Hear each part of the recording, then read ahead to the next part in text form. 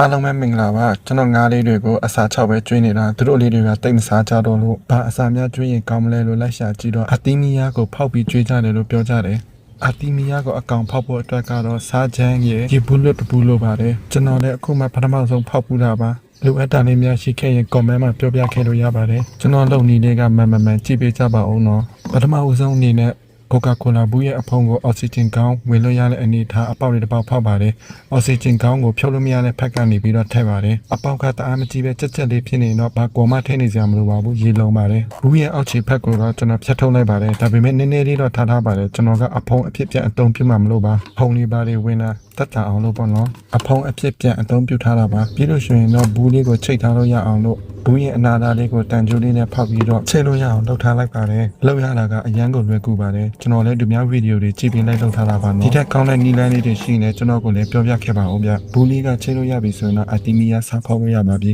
အာတီမီယာကပင်လယ်ပစုံအမျိုးအစားဖြစ်လို့တဲ့ဖောက်မဲ့ရေကိုအငံတက်ဖြစ်အောင်လို့စားချမ်းကိုထမင်းစားစုံ3စုံလောက်ထည့်ရပါတယ်အာတီမီယာကရေငံမှာရှင်တဲ့အကောင်မျိုးလို့ပြောကြပါတယ်စားထည့်ရေထည့်ပြီးရင်တော့အာတီမီယာကိုလိုအပ်တယ်လို့အသုံးပြုနိုင်ပါတယ်ကျွန်တော်ကတော့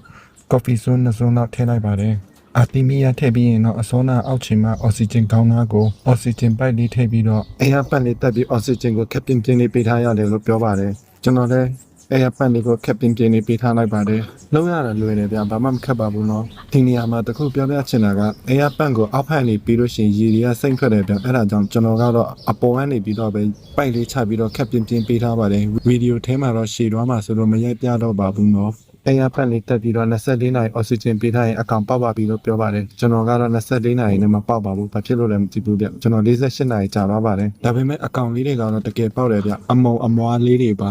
ဒီအကောင်လေးတွေကိုယူဖို့အတွက်ကအောက်ဆီဂျင်စက်ကိုခဏလောက်ပိတ်ပြီးတော့အနေလေးတွေအောက်ဘက်ကိုရောက်သွားပြီဆိုရင်ဘူးအဖုံးနာကအောက်ဆီဂျင်ကောင်းကိုရှော့လိုက်လို့ရှိရင်တူအောက်ကိုဆင်းလာပါတယ်ဒီလိုအာမီနီးယားလေးတွေဖောက်ပြီးရင်တော့သူတို့ကိုတလည်းမျိုးပဲတိုက်ရိုက်ကျွေးလို့တော့မရဘူးလို့ပြောပါတယ်။ဘာဖြစ်လို့လဲဆိုတော့ကျွန်တော်တို့ကစားရည်နဲ့ဖောက်ထားတာမလို့စားပြီးငံနေတာလေ။အငံတက်အရင်များလို့တော့ငါးတွေအတွက်မကောင်းဘူးလို့ပြောပါတယ်။အဲ့ဒါကြောင့်မို့စကားလေးနဲ့ခံပြီးတော့အတီမီယာအကောင်ပေါက်လေးတွေကိုရေနဲ့2ခေါက်3ခေါက်လောက်ပြောင်းအောင်ဆေးလိုက်ပါတယ်။ကျွေးရလွယ်အောင်လို့ကျွန်တော်ကရေကောင်းထဲကိုထည့်ပြီးတော့စစ်တိုးအလေးနဲ့စုပ်ယူပြီးတော့နည်းနည်းစီချထွေးပါတယ်။အစာကိုအများကြီးကျွေးရင်လည်းမကောင်းဘူးလို့ဒီကောင်လေးတွေက